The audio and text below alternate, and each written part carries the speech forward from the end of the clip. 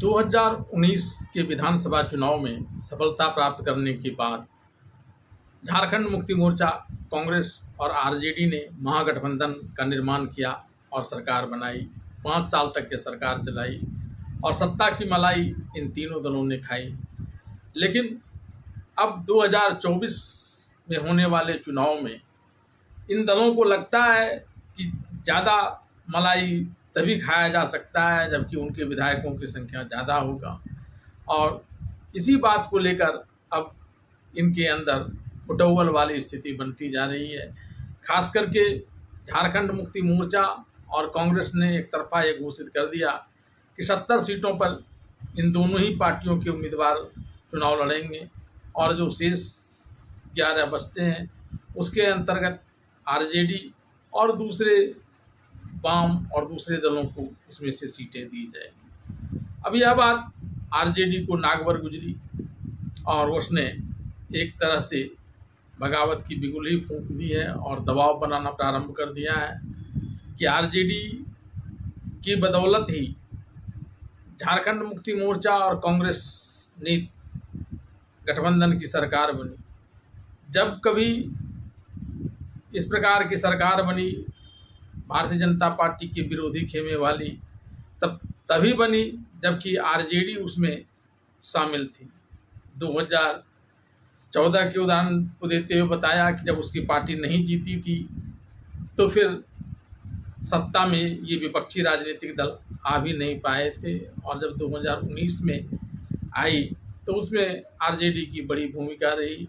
RJD यहाँ तक दावा कर रही है कि इंडिया गठबंधन के निर्माण में भी उसकी बड़ी भूमिका रही है और झारखंड में भी उसका बड़ा जनाधार रहा है, और इसकी उपेक्षा कांग्रेस या झारखंड मुक्ति मोर्चा नहीं कर सकता, और इसे लेकर वह अपने दावे पेश कर रही है। अब आगे होता क्या है, महागठबंधन फूटेगा और या फिर आपस में मान मनोबल या फिर एक दूसरे की बाध्यता प्रतिबाध्यता को देखते हुए कोई नया तरीका ईजाद किया जाएगा, यह तो वक्त ही बताएगा जब चुनाव परिणाम आएंगे।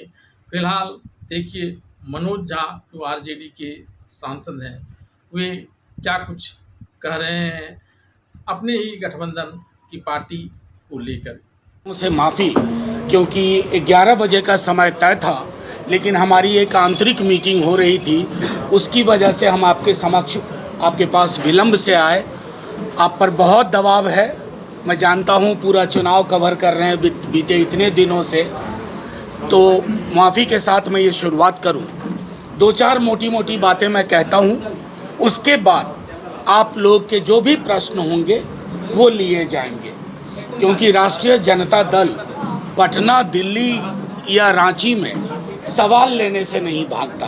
हम उनमें से नहीं जो एक तरफा अपनी बात रखते हैं।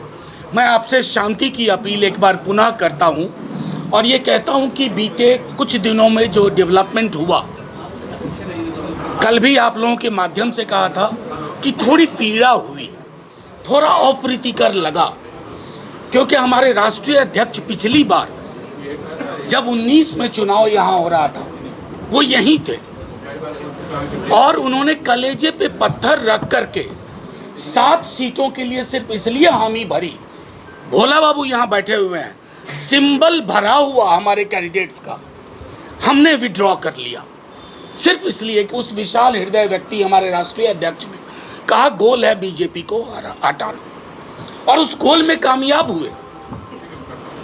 स्ट्राइक रेट हमारा 7 लड़े 5 पे रनर अप रहे, क्लोज 1800 2000 ऐसे हारे। कई विधायक हिलने डुलने लगे। हमारा तो एक ही विधायक था, मंत्री थे सत्यानंद जी, कभी इनके बारे में सुना कि ये हिल डोल रहे हैं? कोई कलकत्ता में पकड़ा गया, कोई कहीं पकड़ा गया। तो ये प्रतिबद्धता थी कि हमने महागठबंधन को मजबूत करने का काम किया। आप सब जानते हैं, इंडिविजुअली आप लोग मैसेज भी करते हैं कि राजद का कम से कम 22 जगहों पर कम से कम एक ऐसा जनाधार है जहां हम जीत तय करते हैं, चाहे वो जेएमएम के हमारे साथ ही लड़े या कांग्रेस के साथ ही लड़े। हेमंत जी को मुख्यमंत्री बनाया, उसी संदर्भ में बार बार हम इस बात को दोहराते हैं। कल जो इस बात को लेकर के आपसे कहा, हमारे नेता प्रतिपक्ष तेजस्वी जी, इंडिया गठबंधन के बनने में भी महती भूमिका थी हमारे राष्ट्रीय अध्यक्ष लालू जी की। हम बीजेपी से पारंपरिक रूप से लड़ने वाले लोग हैं, हमारी आंख मिचौनी कभी नहीं हुई, कईयों की हो गई, कई इस खेल के माहिर हैं, लेकिन राष्ट्रीय जनता दल ने अपने नेताओं का जेल जाना स्वीकार किया, प्रताड़ना सहना स्वीकार किया, लेकिन भाजपा के वॉशिंग मशीन के आगे नतमस्तक होना स्वीकार नहीं किया। ये है राष्ट्रीय जनता दल की थाती।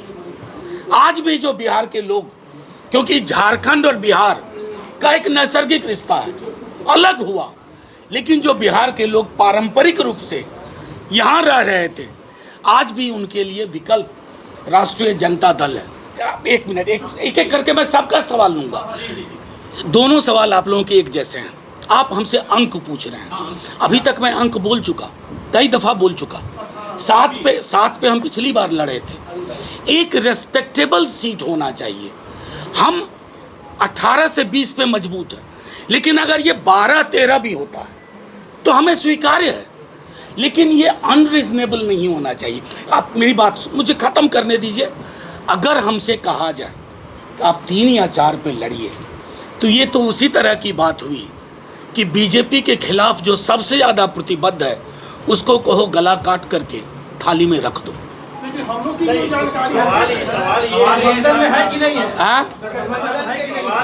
आप एक हमारे यहाँ कहावत है, अगर बिहार के उत्तर बिहार में, कि एक बेर मंदिर जाके सबटा दुआ कबूल नहीं हुई है, यानी कि सारी मनोकामनाएं एक। आज ये प्रेस कॉन्फ्रेंस महत्वपूर्ण थी, आप लोगों को लूप में रख रहे हैं। कल भी जब एक निर्णय लिया, आपको बताया और आपको बता रहे हैं, जिस गठबंधन का निर्माण ही हमने किया, एक मिनट, जिस गठबंधन का निर्माण हमने किया राष्ट्रीय स्तर पर, आपको याद होगा पटना में पहली बैठक हुई थी इंडिया। एक मिनट सर, एक मिनट, इंडिया गठबंधन का निर्माण हमने किया। जिस शिशु का निर्माण हमने किया ना, उसकी हत्या तो हम नहीं करेंगे कभी। आप क्या, अगर 12 से नीचे कबूल है उसके बाद मेरा कत्ल कर दीजिए, मैं ये नहीं कह रहा हूँ। मैंने आपको डेटा वाइज बता दिया। 14-19 7 सीट लड़े, और आपको ये बताऊँ 7 में एक सीट हमारी अपनी ख्वाहिश नहीं थी, बरकट्टा हमें दिया गया। बरकट्टा को छोड़ के हर जगह हम लोएस्ट मार्जिन में चुनाव हारे हैं।